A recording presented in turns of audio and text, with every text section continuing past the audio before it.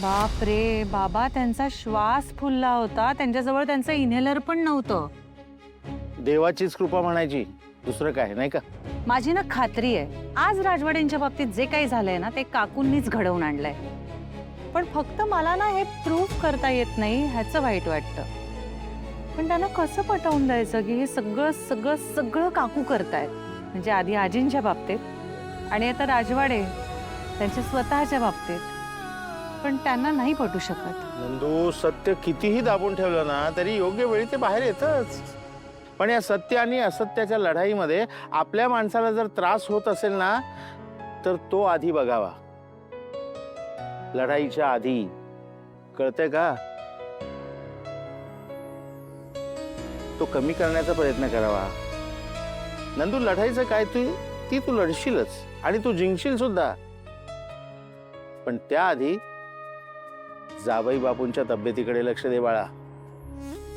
बाबा, मी केला प्रयत्न हो, पण ते ना त्यांच्या त्या सगळ्या जुन्या सिस्टीम मधून बाहेरच यायला तयार नाहीयेत. इतके स्टबन आहेत ना ते. अगं वेडे, मोठे बिझनेसमॅन आहेत ते. तुझ्या या नव्या सिस्टीम मधून आउटकम किती चांगला मिळेल हे त्यांना सांग ना, मग ते विचार करतील. ते तुला काही सांगणार नाहीत, तुला काही बोलणार नाहीत, म्हणून तू त्यांच्यासाठी काही करणारच नाहीस, असं आहे का?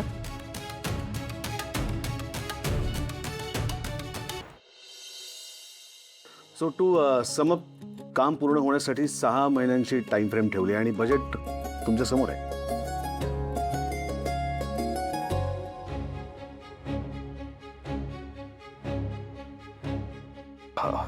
Excuse me.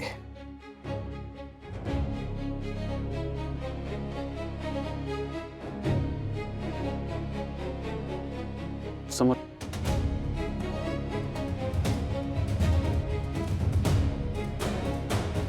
तर शेवटी मी एकच प्रॉमिस करतो की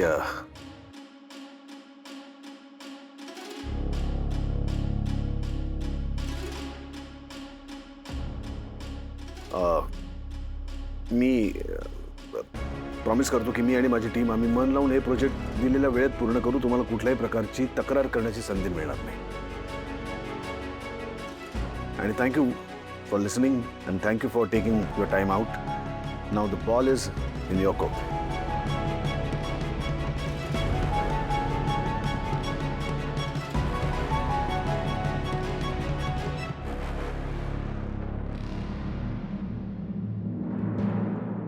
व्हेरी वेल मिस्टर राजवाडे, आम्हाला तुमच्याकडून ना अशाच फुलप्रूफ प्रेझेंटेशनची अपेक्षा होती.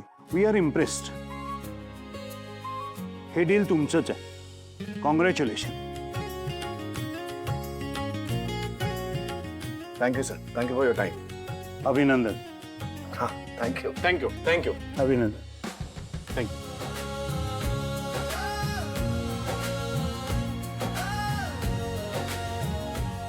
क्या बात है, क्या बात है.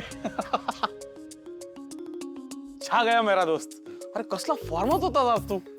बरं चल, मी आता ऑफिस मध्ये सगळ्यांना सांगतो ही एवढं मोठं डील क्रॅक केलंय आपण. सेलिब्रेशन तर झालं पाहिजे ना. येस. बरोबर. ऐक, तू तू ओके आहेस ना, म्हणजे ठीक आहेस ना तू? घाम वगैरे येतोय? ठीक आहे यार. मी इतका वेळ बोलत होतो ना, म्हणून कदाचित मला. नाही, तुला ठीक नसेल वाटत तर राहू दे, आपण सेलिब्रेट उद्या करूया, काय प्रॉब्लेम नाहीये. सगळ्या टीमने एवढी मेहनत घेतली, त्यामुळे सेलिब्रेशन आजच करूया. आणि स्वानंदी मॅडम म्हणतात ना की वेळच्या वेळी गोष्टी होणं महत्वाचं आहे. क्या बात आहे. बायकोचं ऐकायला लागलायस तू. राजवाडे खूप बिझी असतात हो, आणि त्यांना ना अशी सारखी त्यांच्या आयुष्यात ढवळाढवळ केलेली नाही आवडत. अहो, तो तलावाचा प्लॅन ना असा छान मस्त वर्क झाला, चालून गेला. पण मी खरं सांगू, मला तर त्यांना फोन करायची पण भीती वाटते ॲट टाइम्स. म्हणजे बघा ना, आत्ताही मला त्यांना फोन करायचंय आणि विचारायचंय तुम्ही ठीक आहात ना. पण माहित नाहीये, मी त्यांना फोन केला आणि मग आता चिडले माझ्यावर तर. हे बघ नंदू, मी काय म्हणतो, त्यांना तुझ्याबद्दल काय वाटेल यावर तुझा कंट्रोल नाहीये, बरोबर? पण त्यांच्याबद्दल तुला काय वाटतं यावर तर तुझा कंट्रोल आहे ना. हा, म्हणजे त्यांनी आता निरोगी राहावं, हेल्दी खावं, स्वतःच्या तब्येतीकडे लक्ष द्यावं, असं सगळं मला वाटतं. झालं तर मग, अरे बाळा, ते एकदा चिडतील, दोनदा चिडतील, पण त्यांच्यासाठी तू हे किती कळकळीनं करतेस याचा नंतर तरी विचार करतील ना ते.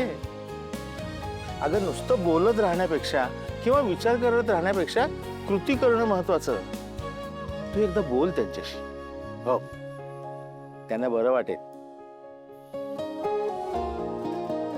आणि तुलाही.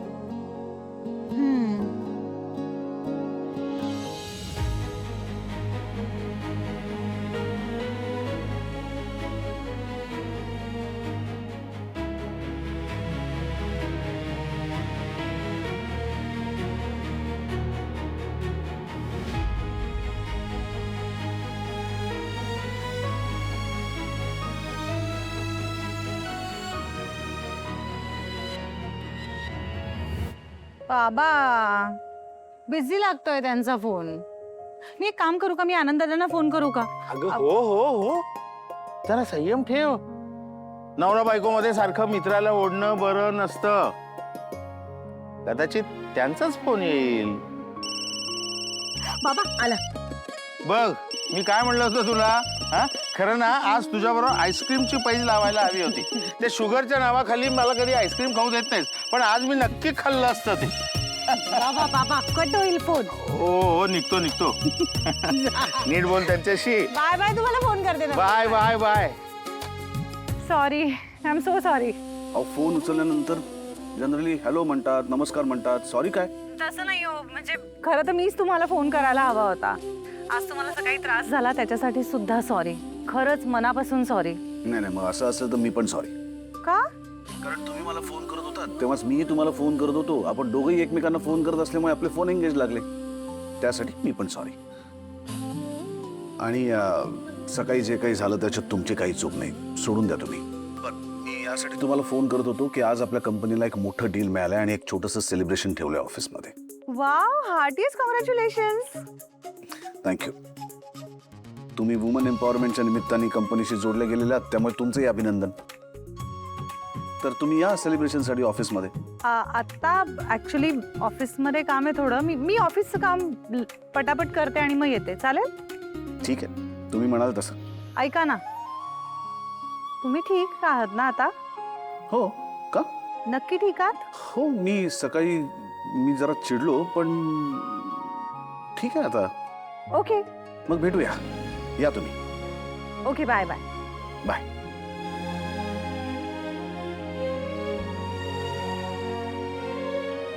बरोबर बोलले बाबा.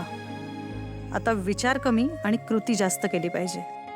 त्यांच्या गोळ्या कमी करून तब्येत सुधारण्याकडे लक्ष दिलं पाहिजे. आणि मुळात त्यांना एकदा त्यांच्या डॉक्टरांशी बोलून घ्यायला कन्व्हिन्स केलं पाहिजे. कारण हेल्दी लाईफस्टाईल सगळ्यात महत्त्वाची.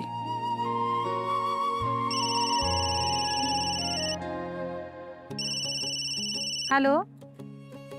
हो येस, फील्ड सर्वे आणि कस्टमर डेटा फाईल्स सगळ्या माझ्याचकडे आहेत.